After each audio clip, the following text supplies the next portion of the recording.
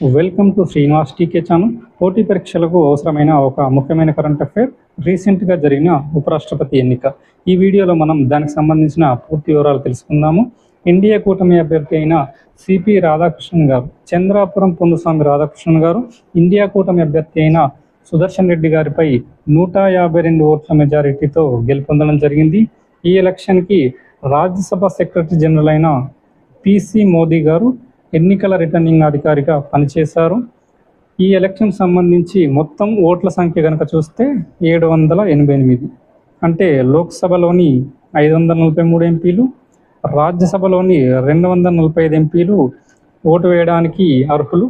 ఇందులో రాజ్యసభలో 6 ఖాళీలు, లోక్సభలో 1 ఖాళీ, అంటే మొత్తంగా 7 ఖాళీలు ఉండడంతో 788 నుంచి 7 సీట్లు మైనస్ చేస్తే 781 ఓట్లు కలవు.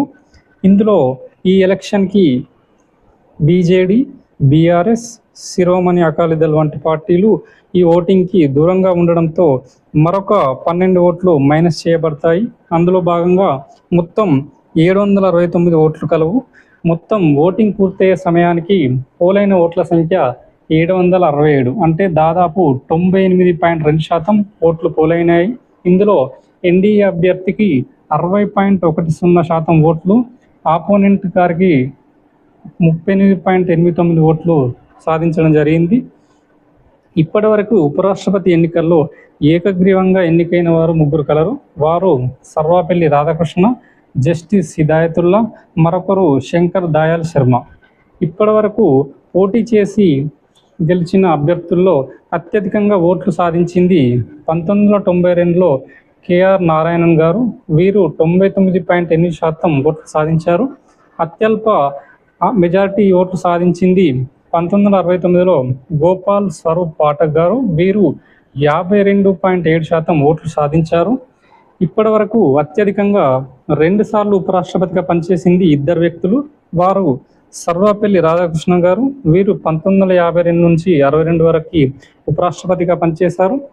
రెండవ వ్యక్తి హమీద్ అన్సారీ గారు. వీరు 2007 నుంచి 2017 వరకు ఉపరాష్ట్రపతిగా పనిచేశారు.